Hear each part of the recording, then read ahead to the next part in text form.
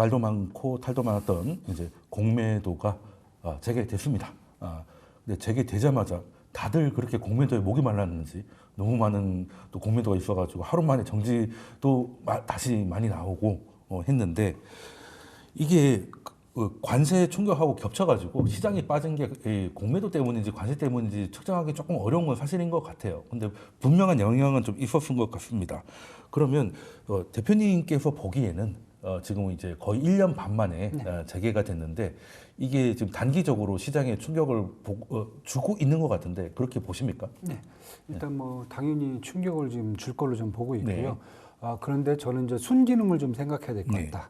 그러니까 쉽게 저희가 공매도를 이제 금지했을 때 그 타이밍을 딱 보시면은 그때 2차 전지 관련주들이 막 상승을 하면서 고평가 논란이 나왔었어요. 네, 좀 근데 딱 하락이- 스톱을 시켜버리니까 공매도를 스톱을 시켜버리니까 어떻게 했냐면 거기서 한 번 더 뜨면서 2차 전지 관련주들이 뭐 지금 생각해 보면 말도 안 되는 가격대까지 올라가 버렸단 말이에요. 네, 발표 나왔던 날 네. 다 상한가가 다 상한가가 버리고. 네. 그러니까 이거 보면 저는 이제 그때 당시 보면 공매도를 금지시켜 버리니까 이렇게 주가가 올라가니까 시장이 더 좋은 거 아닌가.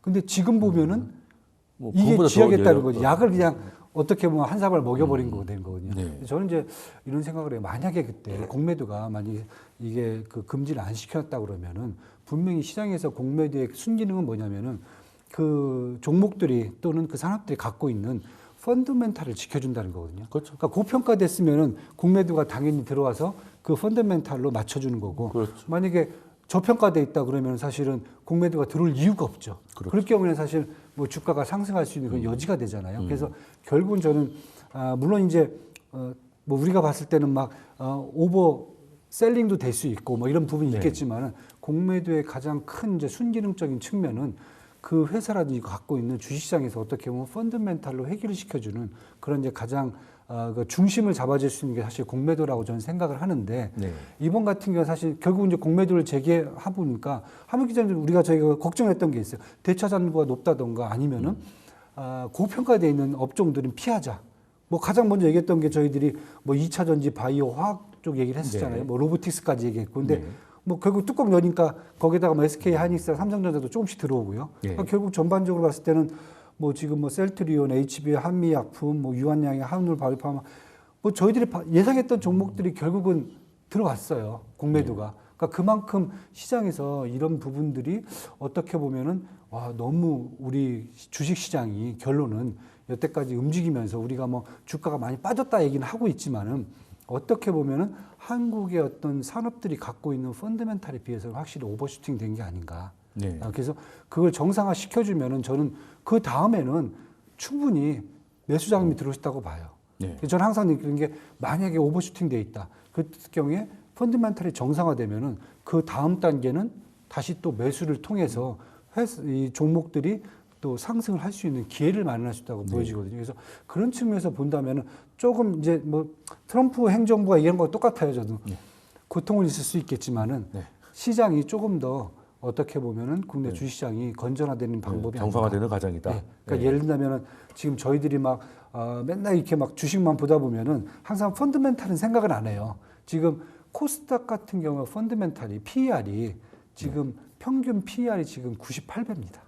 네, 뭐 코스닥은 그래서 안 보잖아요. 안 보잖아요. 근데 의미가 5년 동안 평균 PER을 보면은 58배 정도 되거든요. 근데 지금 98배 그렇게 빠졌다고 얘기를 하는데도 그렇다고 보면 펀드멘탈을 우리가 생각한다고 보면은 사실은 어떻게 보면은 저희가 더 정상화되는 것을 기다려야 되지 않겠는가 이런 생각까지 할 수가 있겠죠. 그래서 그게 좀 돼야 그래야 시장이 좀 뭐랄까 전반적으로 종목들뿐만 아니라 업종들도 다시 한번 이 펀더멘탈에 맞춰 갖고 시장이 상승할 수 있는 기회를 잡지 않을까 이렇게 보십니다. 그 공매도라는 게 투자자분들은 좋은 인상을 가지기가 좀 어렵죠. 그렇죠. 자기가 어느 종목을 좋게 보고 매수를 했는데 자기가 이제 주가가 떨어지길 바라는 듯한 사람들이 와서 공매도를 한다고 하니까 당연히 감정적으로 나쁠 수밖에 없는 것 같아요. 그렇죠. 뭐 성장주만 보다 보면은 또 그렇게 되는 거죠. 특히 성장주 같은 경우는 이제 많이 오르니까 또 공매도에 타겟이 되다 보니 공매도에 대해서 좀 그 비난하시는 분들도 있는데 시청자분도 아셔야 될 게 기관에서 공매도를 가장 많이 쓰는 게 대부분 이제 롱숏 전략이지 않습니까? 그러니까 예를 들어 뭐 조선에 투자를 하겠다 그러면 그 섹터 내에서 가장 많이 올랐던 뭐 예를 들어 하나오션을 공매를 치고 그리고 가장 덜 올랐던 애를 매수를 해가지고 어떻게 이 섹터가 섹터 액션이 될 수 있도록 어떻게 만들어주는 역할도 없지 않아 있거든요. 그래서 보통은 첫 번째 거 놓치면 이제 두 번째 거 잘 잡으면 이제 수익을 낼 수 있다 이런 전략이 있었는데 공매도가 금지되었던 1년 반 동안은 대장주만 가고 나머지 것들이 못 갔어요.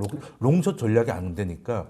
그래서 투자자들은 대장주가 너무 많이 올랐기 때문에 겁나서 못 갔는데 얘는 계속 가고 그래서 저평가됐다고 생각했는데 얘는 계속 저평가되는 그런 상황도 있었단 말이죠. 그래서 시장의 중요한 기능이 멈춰 있었던 거는 오히려 우리가 그 시장의 건전성을 해친다는 거는 우리가 교훈에서 좀 배울 수 있을 것 같은데 자 그러면 대표님한테 질문 드렸으니까 이제 박사님에게도 일단 공매도 하면 제일 따라 나오는 영화 검색어가 이제 배터리 관련주입니다. 재개가 되고 나니까 저는 솔직히 이 정도로 빠졌기 때문에 고점 대비 80% 빠진 것도 많기 때문에 여기서 또 뭐 공매도가 붙겠냐라고 생각을 했는데 많이 붙고 많이 빠졌습니다. 야 그러면 그 배터리 관련 2차 전지 관련주에 대해서는 뭐 전문적으로 보시지 않는다 하더라도 어떻게 좀 이 공매도의 충격을 좀 지나갈 때까지 역시 돈터치를 해야 된다고 생각하십니까? 그러니까 이게 시장을 전체적으로 바라보는 그 전에 이제 제가 재무론적으로 분석을 해봤을 때는 공매도 자체가 문제가 아닌 거예요. 공매도는 지금 말씀 주신 것처럼 당연히 가격을 정상화하는 뭐 성장주고 이제 PR 밸류에이션 자체에 미래 포워드를 가져오게 되면은 성장할 수 있으니까 그런 기대감이 있으니까 그럼 뭐 1000배, 2000배, 5만 배까지 가야 되나요? 그러니까 그런 성장 기능에 대해서도 이것은 과다하다라는 어느 정도 절제와 가격에 대한 리스트릭션을 걸어주는 기능이 충분히 존재를 하고 말씀하신 것처럼 전 세계적으로 헤지펀드들이 롱숏 플레이를 하기 때문에 그러니까 롱숏은 아주 아까 업종 관련해서도 말씀하셨지만 되게 간단하게 될 놈은 사고 안 될 놈은 두들긴다 이런 입장으로서 롱숏으로 수익을 더 극대화한다라는 입장에서 그런 플레이들이 정형화돼 있기 때문에 공매도는 해야 된다. 맞습니다. 네, 맞습니다. 근데 한국의 마켓을 봤을 때 저는 관점이 다른 게 한국의 시장이 그러면 효율적이냐라고 봤을 때 이 전제는 공매도는 효율적 시장에서 효율성이 있지만 과다하다고 생각될 수 있는 부분이 존재를 할 때 하는 거예요. 근데 한국 시장 자체를 봤을 때 효율적이냐? 이 효율적이라는 이야기는 뭐냐면 첫 번째, 많은 분석이 있어서 그 분석에 의해서 기업에 대한 펀더멘탈, 이 기업의 성장 요소와 가치가 어느 정도 된다라고 했을 때 그 정보가 충분히 반영이 되느냐. 그리고 두 번째, 노이즈. 그러니까 말도 안 되는 실제 기업에서 있지도 않은 일인데 그런 것들로 인해서 역행적으로 뭔가 그러니까 아주 속된 표현이긴 하지만 사기성 어떤 거짓 뉴스로서 뭐 주가를 꺼트리거나 뭔가 그런 요소들. 그리고 세 번째, 내부자 정보. 이거는 굉장히 크리티컬한 문제입니다. 미국 같은 경우는 미국 같은 경우 SEC에서 그거를 완벽하게 금지할 뿐만 아니라 지금 말씀하신 것처럼 벌금 다 걷어들이고 그리고 또 감옥도 가요. 근데 이게 어느 요건만 지키면은 자기가 알고 있는 자기 집 사정을 알고서 매도를 한 다음에 돈 다 챙기고 나중에 그거는 공시가 나중에 되고 그다음에 뉴스도 나중에 나와요. 이러한 부분들은 우리나라의 비효율성을 가장 대표하는 요소 중에 하나고 거기에 추가적으로 그러면 이것을 잣대를 질 수 있는 그 근거적 계량적 근거는 뭐냐라고 봤을 때 우리가 아직도 금융 시장 자체는 신흥국 쪽 플레이에 들어갑니다. 그런데 그 신흥국 쪽들을 거래량 기준으로 MSCI로 기준으로 나래비를 세워보면 우리가 하위에 있어요 아직도. 그렇죠. 그러니까 거래량 자체가 하위라는 건 뭐냐면 그만큼 관심도도 없고 이 가격을 제대로 인정하고 싶지 않다라는 투자자들의 의견이 반영된 거거든요.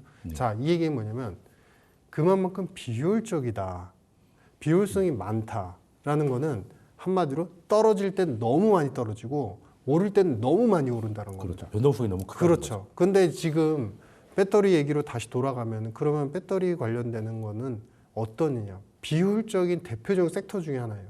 올라갈 때 일부 모 유튜버 분들이 이거는 앞으로 수주가 일어날 수 있기 때문에 이건 아직도 저평가율이라고 그러고 네네. 많은 분들한테 유혹적인 멘트를 했고 그러면서 모든 것들이 전 기업들이 다 올라가는 패턴이었지만 사실은 수주는 취소가 될 수도 있었고 2년 후에 문제를 생각해보면 트럼프로 바뀌면서 이런 정책적 패러다임이 완전히 바뀌었잖아요. 그러면 그분들은 그때 당시에 뭘 했냐. 그 순간은 진심이었는지 모르겠지만 지나고 보면 어쨌든 그분들은 거짓말을 한 거예요. 그런데 거짓말이 시장에 반영이 됐습니다.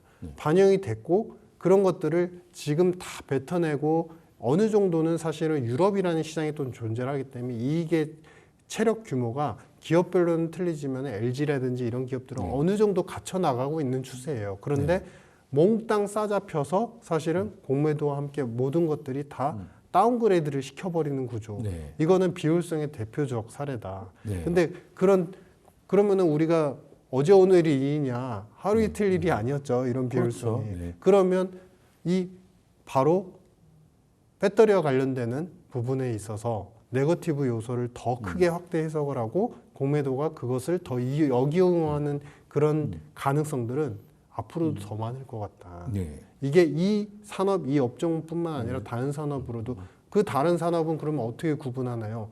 밸류에이션의 측정이 영업이익을 따박따박 지키면서 주가가 오르지 않고 작년에 기대감으로 올랐던 네. 많은 종목들, 섹터들이 있을 텐데 밸류에이션 기반으로 많이 네. 올랐던 네. 그런 기업들 다 섹터들. 해당이 될 수 있습니다. 네, 그럴 될 수 있다. 그리고 공매도 투자하는 분들도 그분들의 눈으로 보면 차트를 뒤집어 보면 되거든요.